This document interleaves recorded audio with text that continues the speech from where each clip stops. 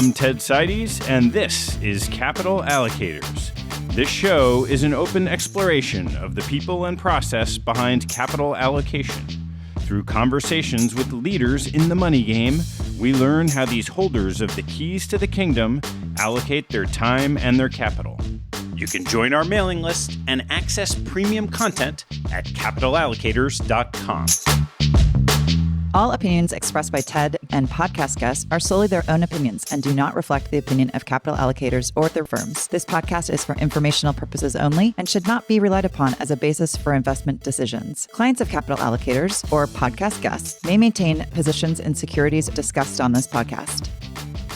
My guest on today's sponsored insight is Dave Breazzano, the head of the credit team at Polen Capital, where he oversees $8 billion of the firm's $43 billion in assets.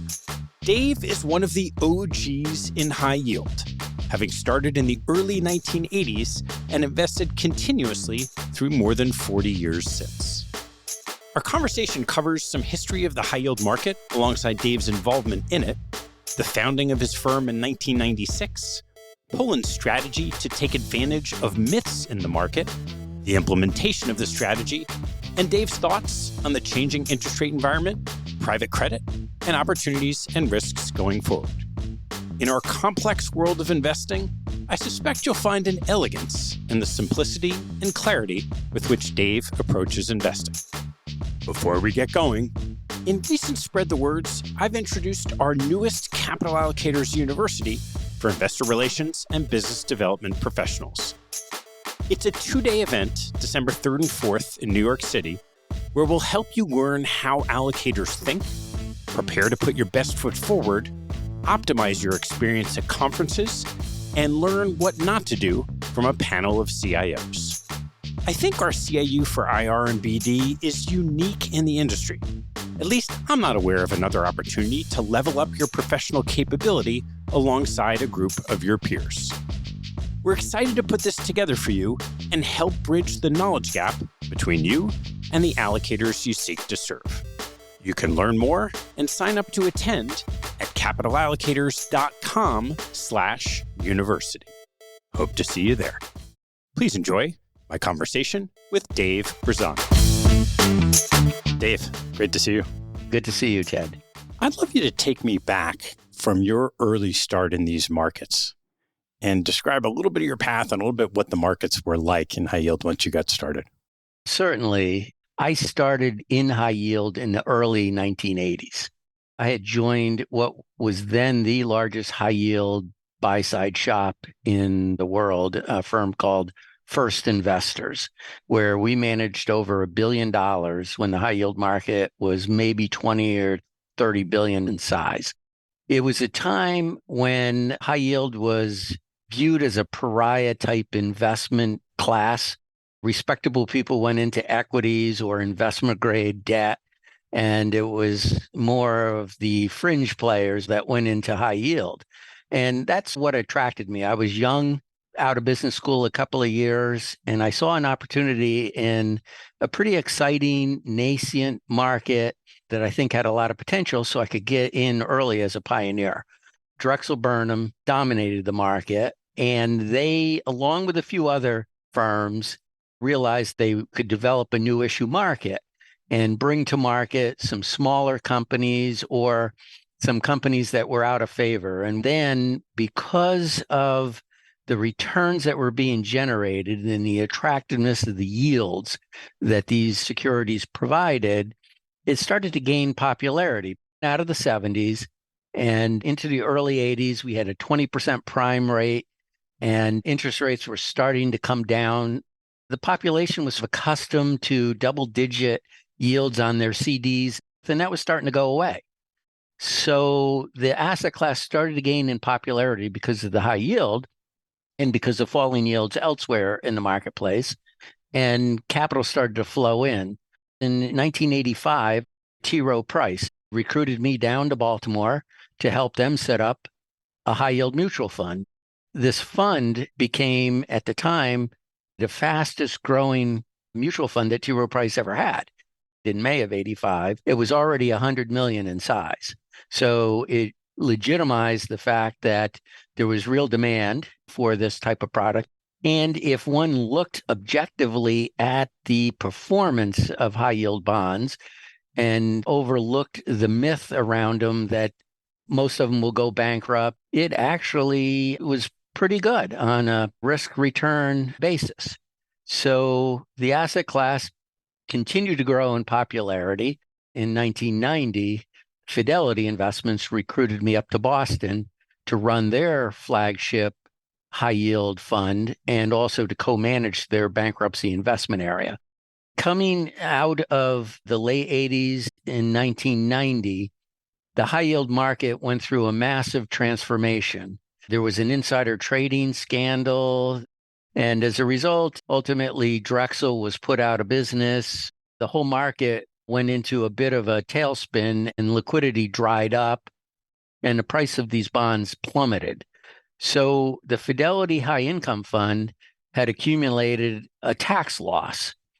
And senior leadership, Ned Johnson included, wanted to harvest that loss. So the concept was to bring me and this other bankruptcy specialist, Dan Harmetz, into their operation so that we could manage a high yield fund for the income, but also incorporate restructurings and bankruptcy investments in that mutual fund to create capital gains that were effectively sheltered by the losses that had accumulated in the fund.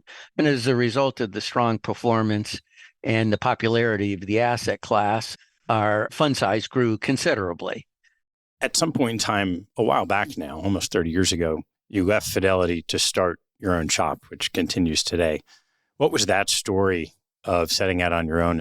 I probably had an entrepreneurial inkling my whole life. So I thought at some point, wouldn't it be great to manage my own investment firm? So that was always in the back of my mind. But while I was at Fidelity from 90 to 1996, our assets grew tremendously.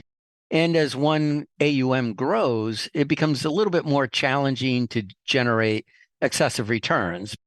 Where we saw the inefficiencies tended to be in little niches of the market, and there's some capacity constraints to take advantage of those.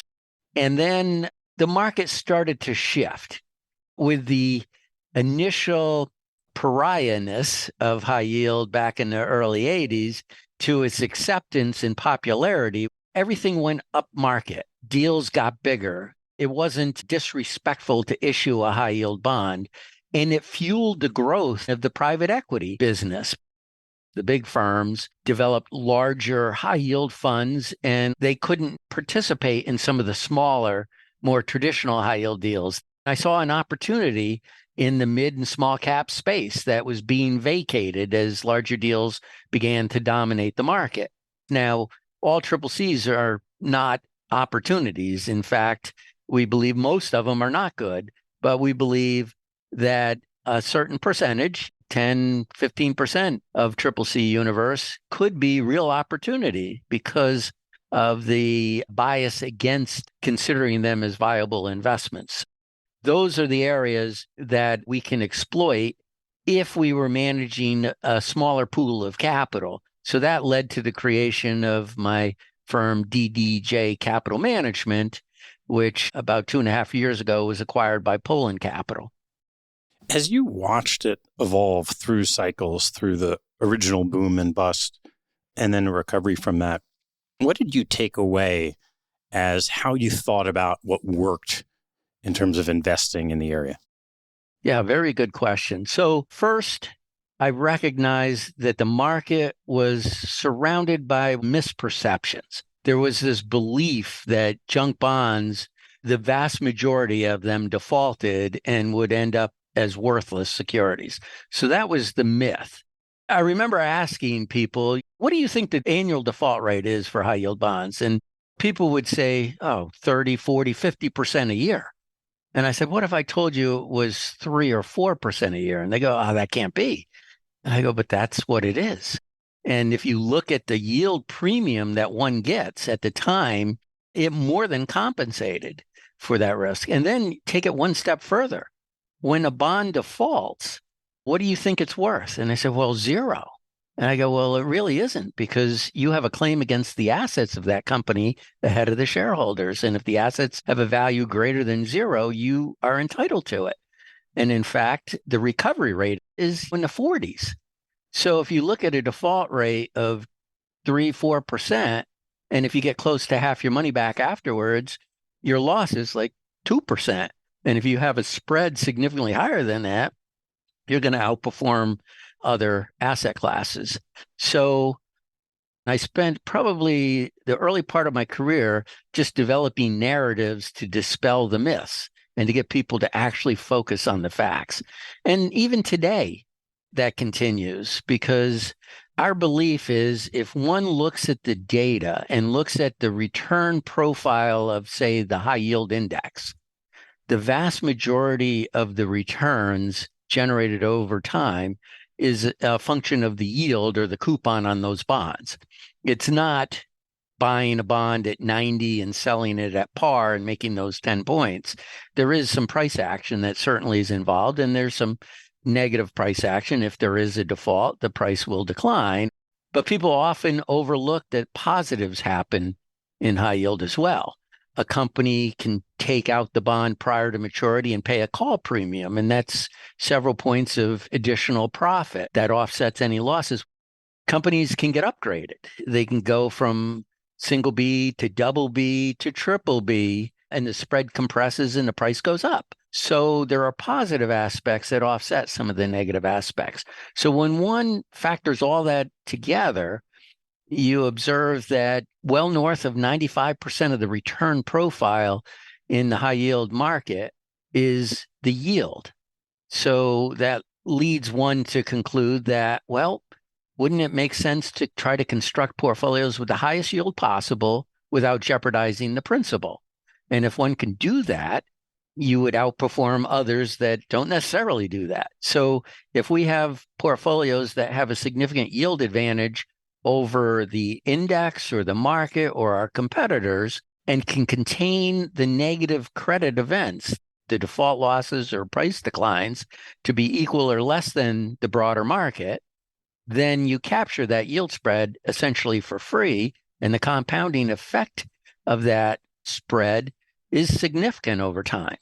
To get at this opportunity set of finding the higher yield securities that don't have as much of a risk of default, what are the characteristics you look for within that universe to find the most attractive bonds?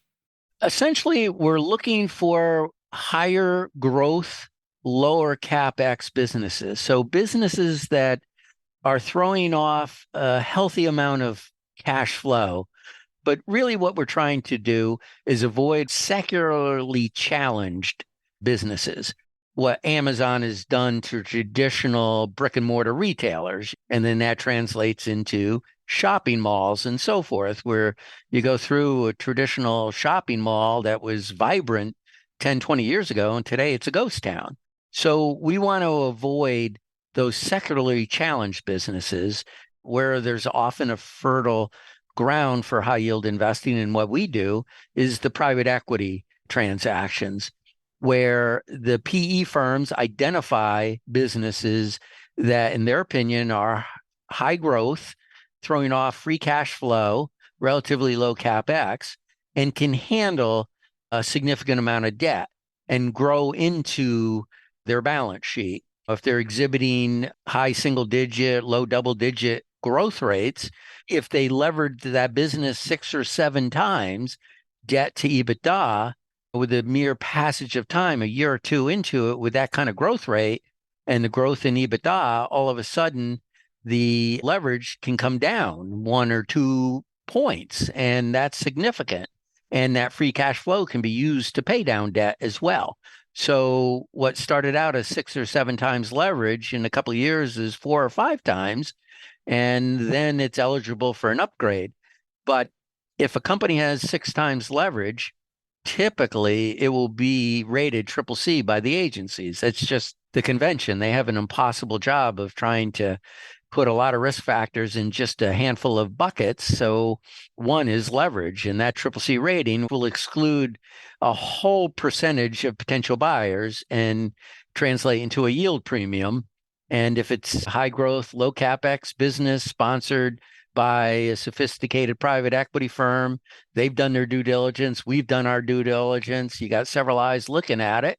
And we come to the conclusion that this is a good business and it can handle that type of leverage. It's a good investment for us.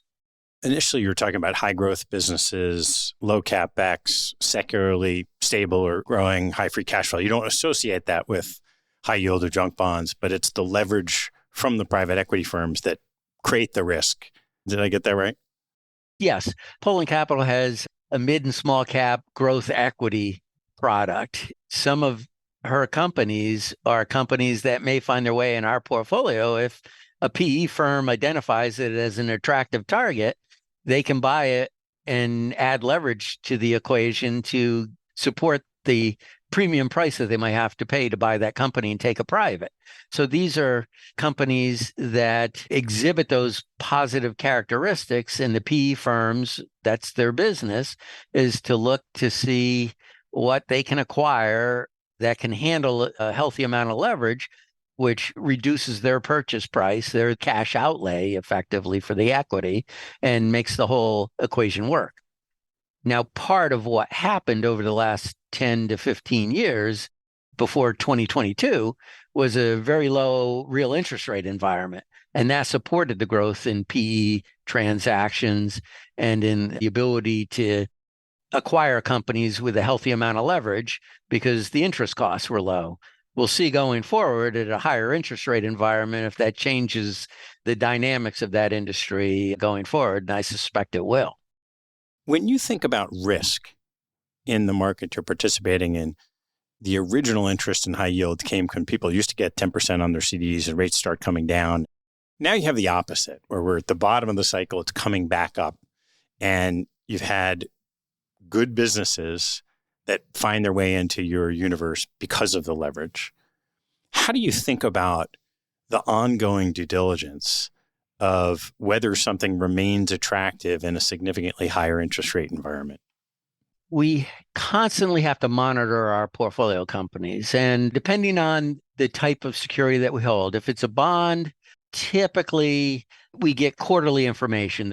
And every quarter we can see the numbers that the company's generating and determine whether our investment thesis is still intact. We're agnostic to the type of debt instrument that we invest in. We can do fixed rate bonds. We can do floating rate loans. We can do publics as well as private credit. In our strategies, we take advantage of all areas of the debt markets. And in our opinion, it's just the company borrowing money. We have to determine whether it's going to pay us back. We don't care whether it's a bond, a loan, public or private. We just want to get paid back. So with a loan, you can often get monthly financials. So you get real-time data to determine whether the investment thesis remains intact. Occasionally it doesn't. Then we have to re-underwrite the situation to decide whether we want to exit it or it's still solvent. It's still going to mature, in our opinion, even though it underperformed what our expectations were. So it's a dynamic process where we constantly monitor our holdings. Now, we're a little bit different than many other credit investors. We run what many people would consider relatively concentrated portfolios. In our opportunistic strategy, we'll have 70, 80, maybe 90 names max. Many high yield mutual funds out there will have hundreds of names. So it allows us to spend more time researching our companies because we have fewer of them. And we still think, statistically speaking, it provides more than adequate diversification. And we try to avoid over diversification. So our analysts have the time and the experience to research these companies quite thoroughly.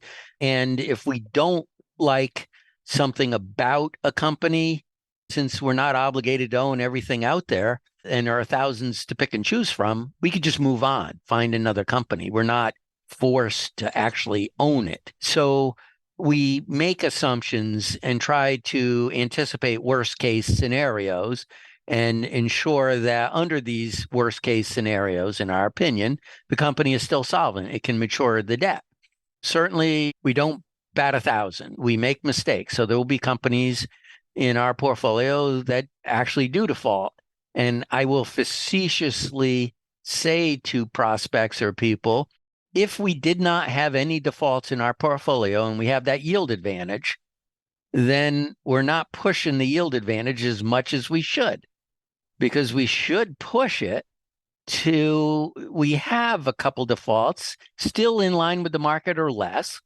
But if we have none, that means we're leaving some potential yield on the table. So it's a balance act of how much yield can we get without increasing the default rate above the market average. How do you think about the value of liquidity when you're investing across public and private credit? I mean, I'm biased. I think there is irrational value to liquidity. And the reason I say that is people value it and willing to pay for it. And then I say, well, what do you do with it? They'll say, well, if the markets change, then I could sell my liquid stuff and take advantage of those deep down opportunities. I can reposition my portfolio.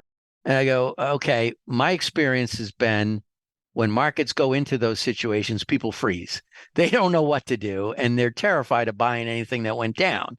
So they plan for it and then never execute on it. Two, when it comes time to reposition, you're going to have to sell something to buy something. Well, likely everything you own is down. So you're selling it down to buy something that's down. And you just got to make sure that whatever you bought is going to move up more than what you sold. And that's a difficult thing for people to do. I've sat on investment committees, and I think in many cases, when you have too much liquidity, I've seen people do regretful things. I talk to people in all the downturns and they say, my stock portfolio is down 25%. Should I sell? And I'll try to say no. And then I'll call them up a month later and they go, yeah, I sold. And they did it because they could. Whereas when something is illiquid, they say, well, geez, I really can't sell it, so I'll just ride it out. And sometimes it protects you from doing something dumb. Now, that's an oversimplification, but if you're a long-term investor, you shouldn't be so hyper-focused on liquidity. Make your asset allocation, select your managers, make your investments, and if you've done the fundamental work that you're supposed to do and you did it appropriately, you'll be okay. It'll work out. Now, one little side story I like to use as a difference between equity investors and fixed income investors is I think it's harder for the equity investors because they identify a stock and they make that purchase, and then they hope the next day or shortly thereafter, the rest of the market agrees with their investment thesis and buys that stock so that it trades up. If nobody agrees with their investment thesis, that stock could just go sideways forever and they underperform. So you're dependent on two things. You got to get the fundamentals right, but you also got to hope that others identify the same positives that you did after you and then buy it. In credit, we got to get our fundamentals right. And our sole job, or at least what I tell our analysts, is just be certain in your opinion that that company can mature its debt. Then don't worry about where the bond trades between the day we invest in it and maturity, because if sentiment goes against us and people don't agree with our investment thesis and the bond trades down, if we did our work right, it goes back to par or to maturity or sooner. So nobody has to agree with us. We just have to get our thesis right, and then we're rewarded.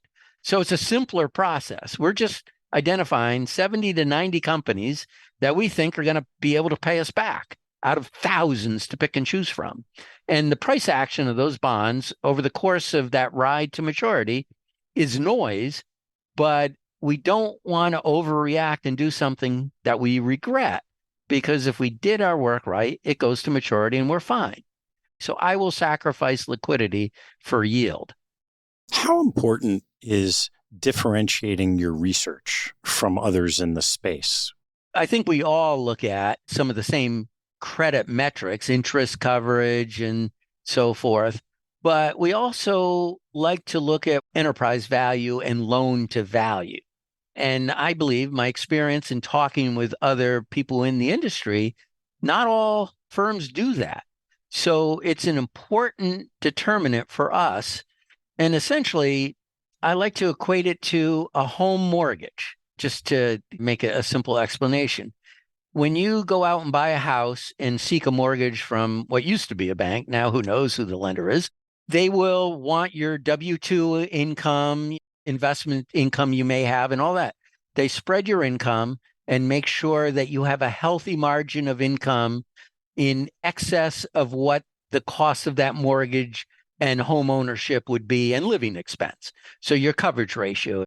So that's a clearly important determinant that they do. But they also hire an appraiser to go out and determine what is the house worth. Because God forbid you lose your job and you can't make your mortgage payment and the bank has to foreclose on the house. They want to sell it for more than what they've lent against it. And that's loan to value. We do the same thing with our companies. We look at all the metrics that other credit investors would look at to make sure that the company can service its debt and maturity schedules and all the other calls on its cash flow. But we also look at the loan to value. If the company were put up for sale, what would somebody pay for it? If there's a high amount of debt to enterprise value, even if the coverages fit, we're not going to lend against it because it's got a very small room for error. But likewise, if there's a significant equity cushion or a low loan to value, and even if the credit coverage ratios initially appear tight, it could be eligible for inclusion in a portfolio because there's a high likelihood that if the company were to default, it could be sold for more than the debt, or God forbid, we actually have to foreclose on own the company. We could turn around and sell it for a lot more than we lent against it. So this is where we often find opportunities, that loan to value, because the market often doesn't distinguish as much as we do the importance of that metric. So we like to use an example. If there was two companies with 6 times debt to EBITDA, but one was a capital intensive, low growth business that had a total enterprise value of, say, 7 times EBITDA, it's got a very small margin. It's in the 80s plus % loan to value, very little cushion. Conversely, if there was a business that a private equity firm paid 15 times EBITDA for because it's growing rapidly, has low CapEx requirements, and has a bright business future, and they put 6 times leverage on it, both companies will carry in likely a CCC rating. But one is 40% loan to value and the other is almost 90% loan to value. And they both have the same credit rating or close to it. And so we pick the second one. Facetiously, I would say, I hope it defaults, because if I get to own that company at 6 times leverage when the PE firm paid 15 times, I can more than double my money if they hand me the keys, but they never will. So that company likely will never default. And it shouldn't, because they could just sell it if they were struggling servicing the debt, or just put more equity in to save their original equity investment. There are a lot of levers they could pull to salvage it. So those are some of the things that we look for. And we constantly are monitoring the loan to value of our companies and underwriting them as if we were a private equity firm. What would we pay for that business? And that gives us another sense of comfort because we know there's an equity cushion below us. What has been the default history of your investments compared to the market? Our default rate has been in line with the industry, in the 2s. So we're neck and neck with the index. But what's more significant is our recovery rate. The market history has been in the 40s to 50 cents on the dollar, and our recovery rate is significantly higher than that. Going back to that example, if that company that had 6 times leverage and got acquired by a PE firm at 15 times, if that company defaulted, obviously the PE firm made a mistake and the business didn't perform as anticipated. And we probably made a mistake in our initial investment thesis. So the enterprise value came down considerably to where we were impaired. But the recovery rate there could be significantly close to what the leverage was or to par. And we've had situations where there were cyclical declines, where it was a cyclical business for a year or two. The revenues were down because of macroeconomic factors, but then we gained control of the company through a bankruptcy or restructuring process. And then when the economy or the business prospects recovered, the equity that we acquired through the restructuring appreciated in value. So we've had situations where we've made more than 100 cents on a dollar a couple of years out. And then we've had situations, obviously, where we didn't do quite so well. But on average, our recovery rate is substantially higher than that of the broader market. So we have this yield premium and we have net credit losses less than the market. So we've gone for a long time now without a significant sustained default cycle. There have been a few blips. Curious how you think about managing the portfolio in an environment going forward that may not be the same as what we've experienced in the past.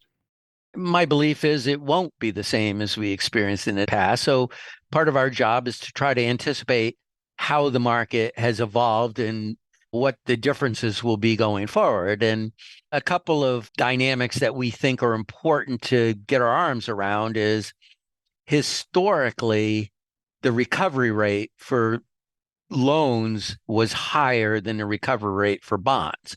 Going forward, we think that's going to be different because of a number of factors. One, the loan market has exploded in popularity. The growth of CLOs, which are effectively replacing traditional bank lenders, it's a shadow banking industry, have grown to probably over $1 trillion in size. And as a result, the loan market has grown to be larger than the bond market, which was not the case 15, 20 years ago. So the statistics are going to be different. And there's also loan-only companies out there where it's not the old capital structure where there was a first lien loan and then a subordinated bond or an unsecured bond. It's unitranche loan only. So the growth in the loan market and the changing dynamics of the capital structures going forward is going to alter the recovery rates going forward. Also, floating rate heavy capital structures experience the increase in interest rates immediately.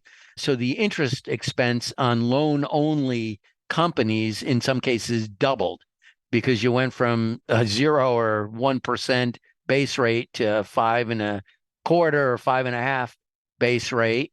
And a SOFR plus 500, your interest expense doubled in a very short order. So companies got squeezed and they're struggling. Now, many of these are rapidly trying to refinance and kick their maturities down the road and reduce the interest burden they're experiencing. And most will be successful, but not everyone. So we think there's a probability that the default rate in the loan market might exceed that in the bond market, and the recovery rate in the loan market might be lower than that of the bond market, which is different than what it was in the past. So we've got to incorporate that into our analysis as well. And that dynamic, how does private credit play into that? It's going to be interesting. There's been an explosion in private credit. That's a function of traditional bank lending going away and being replaced by money managers effectively. So there's three legs of the stool. There's public bonds, syndicated loans, and private credit, which typically is floating rate as well. Now, there's no reason to believe that in the aggregate that the default rate between any of these three markets is going to be materially different. If you're company A and you want to borrow money, you hire an investment banker and you canvass your options. Do you go public bond, syndicated loan, or private credit? Whichever market gives you the best terms, and it's not only interest rate, it could be covenants, maturity, and structure, but whatever the best terms are, that's where you borrow.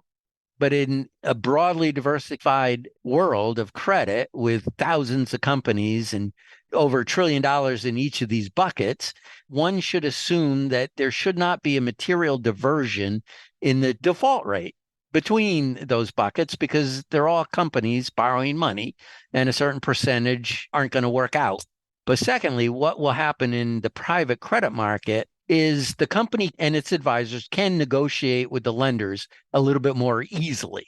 If you have 5 lenders, it's easier to negotiate than if you have 50 or 100. So likely scenarios will be a company gets into trouble in the private markets, it'll go to its lenders and say, we got a problem.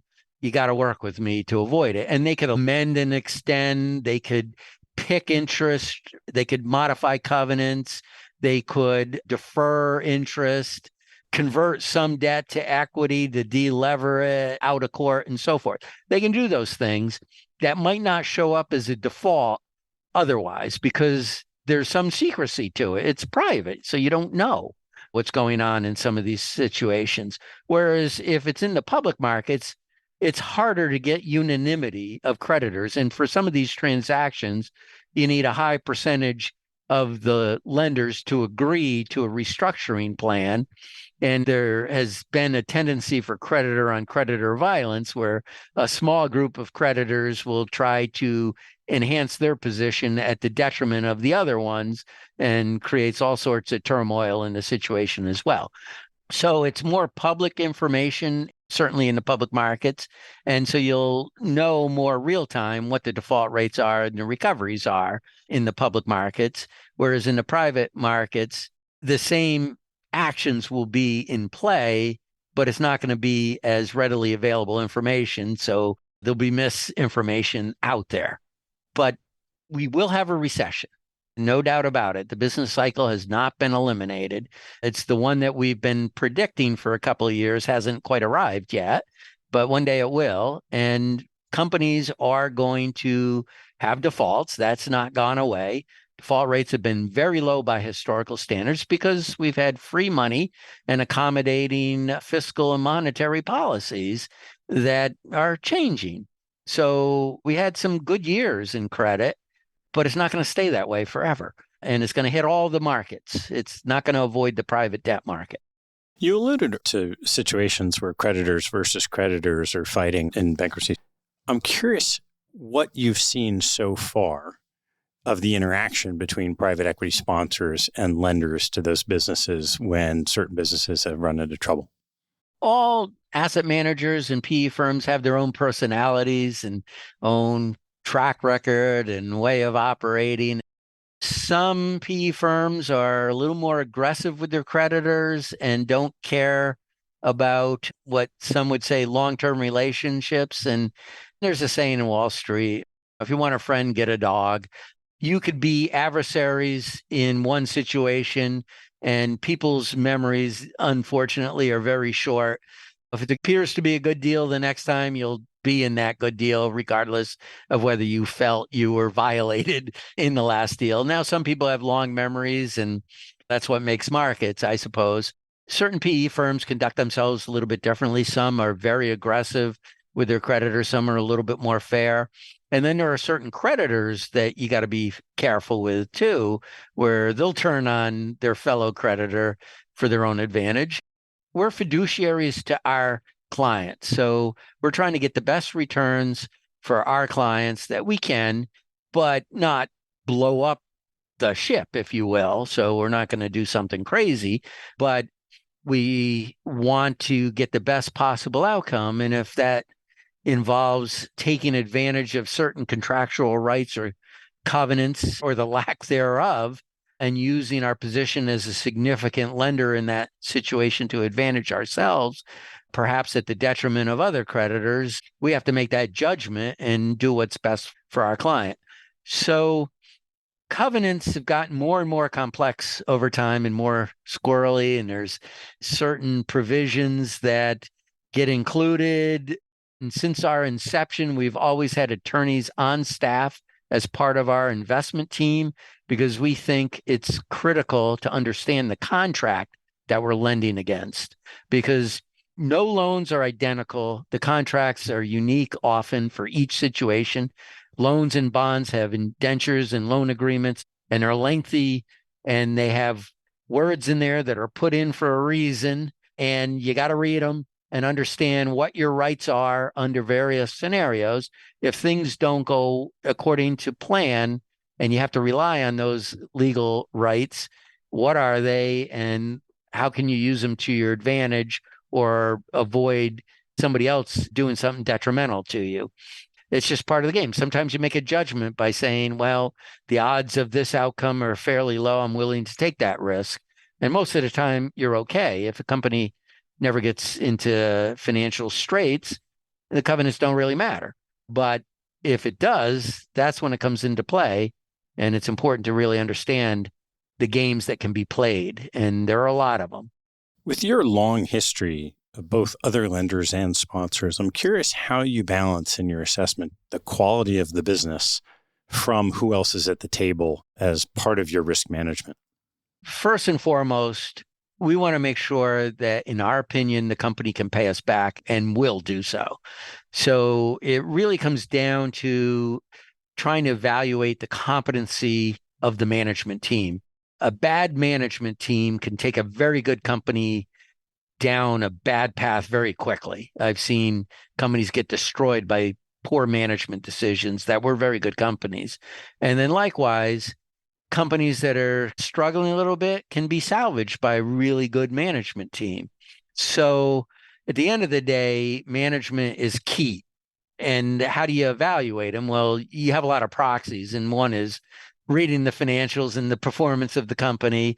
And we all say past performance is no indication of future results, but it's certainly an indication of competency.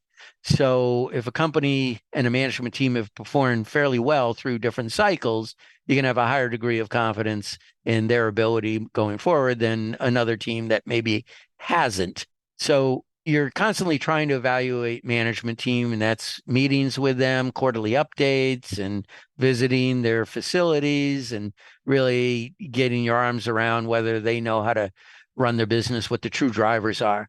And then something that we've learned over time is all companies have challenges of some sort. But in our experience, it's often the number of challenges. If there's too many, it can be overwhelming. And it's not a bright line test, but if there are 5 challenges that you can identify, that's typically too many. A company can maybe handle 2 or 3, 4, you're getting there.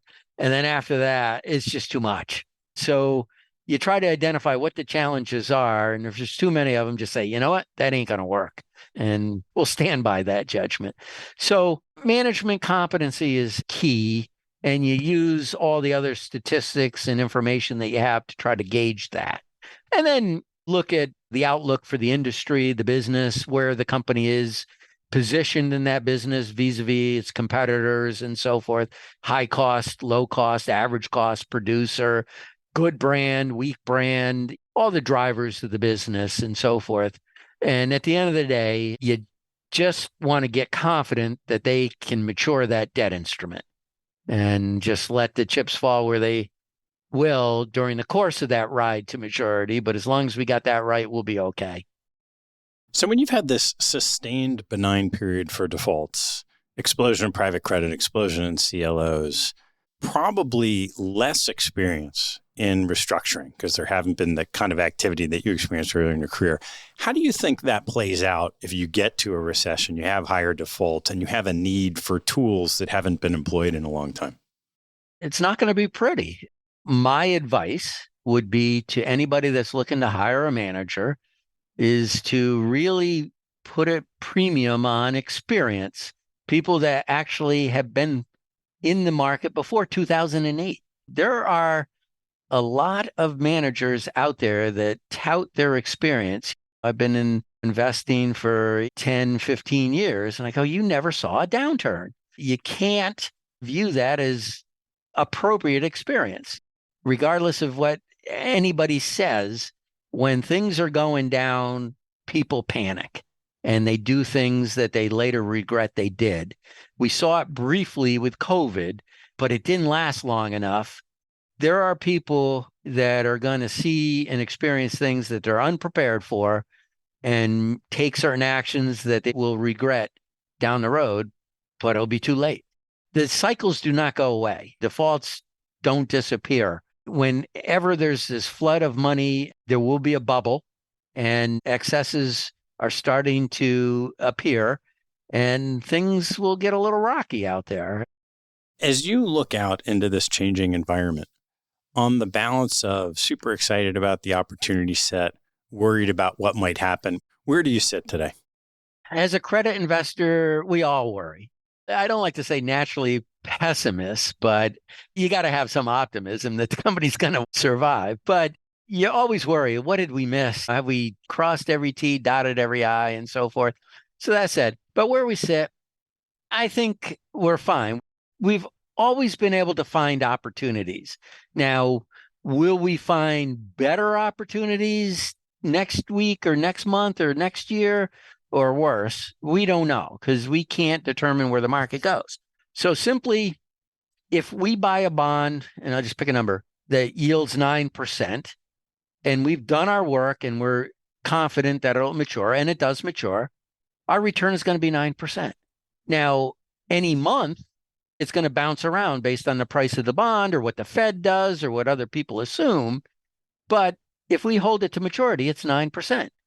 And that's all it is. Now, next year, maybe I could have bought it at 9.5%. I don't know, but I might only be able to get 8% next year.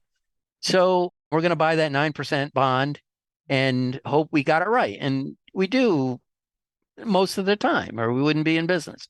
So that's really it. So it's just a question of what the return profile is. And that's a function of forces beyond anybody's control.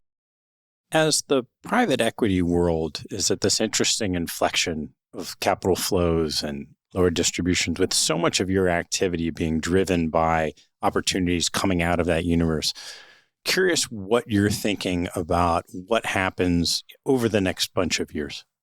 It is an important question. Over the last 10 to 15 years, the private equity world was making money off lenders' backs. Lenders were getting relatively low returns by historical and current standards.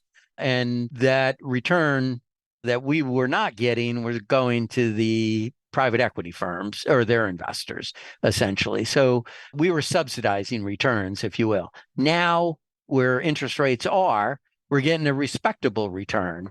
And the private equity firms are going to have a little bit tougher job. The cost of debt is higher than it was for a long, long time. I wouldn't say it's a zero-sum game. It could be factored into the price they can buy businesses as well, and it should work together. But they're going to have to be a little bit more careful to get the returns that they enjoyed over the last decade or so. Now, that can translate into a couple of things. One, will some of these PE firms take more risk to try to maintain the return profile? And how will that translate into what happens to the creditors in those situations and also to their investors? Or will the price of assets reset so that they're back in equilibrium again? The lenders get a nice return now, and they get a fine return as well instead of skewed the other way. And if asset prices do reset, well, who bears that risk? And it's probably more of an equity valuation risk. All right, Dave, I want to make sure I get a chance to ask you a couple of closing questions. What is your favorite hobby or activity outside of work and family? I really like history and travel. So I took a lot of history courses in college, and I'm an avid reader of historical books and accounts. And I like to travel to regions where I know something about the history or I want to learn more about the history. And I think it's a good way of gauging where society heads. We don't repeat ourselves, but often things rhyme, as they say. What's one fact that most people don't know about you? Probably people don't know that I actually landed on an aircraft carrier, spent 36 hours on it, and got catapulted off of an aircraft carrier on a small transport plane, a COD, they called it. And that was an exhilarating experience. They called it the Tailhook Society. And the first pass we had going to the aircraft carrier, we got waved off. So we had to fly around and come back, which was exciting, but a little nervous. But it was a lot of fun. Great experience. What's your biggest pet peeve? Cognitive dissonance. People don't let the facts guide their opinion. Or if they're presented with a series of facts that are different than the opinion, they are stubborn about their opinion. And I like to say I made a whole career out of it because you look at the facts and people's opinions and you try to say, what we do isn't as risky as you think it is. And they just say, yeah, but you got too many triple C's. Which two people have had the biggest impact on your professional life? It's been a lot. So I'd say certainly one of my first bosses, his name is Peter Smith, and he was a great guy. And he really taught me to be diligent and attention to detail. He said, in this business, you got to read everything that's public that you can get your arms on. And when you write a memo, make sure it's grammatically correct. You do a spreadsheet, and this was hand spreadsheets before Excel. You got to make sure every number is correct, because if there's one typo, then you lose credibility with everybody. So it was really important advice, and it made me more of a stickler for attention to detail. He was a great mentor for me. And interestingly enough, he left the investment business, became an artist and sculptor, Renaissance man. And then I say my stepfather, he provided a tremendous work ethic. So we did chores. We grew up in a rural area. We didn't watch TV. We went out and we worked. He said idle time is not the best. We didn't have video games back then, but we didn't play a lot. We did chores and work and all. And I think that work ethic carried me through my career, where I actually now enjoy work. What's the best advice you've ever received?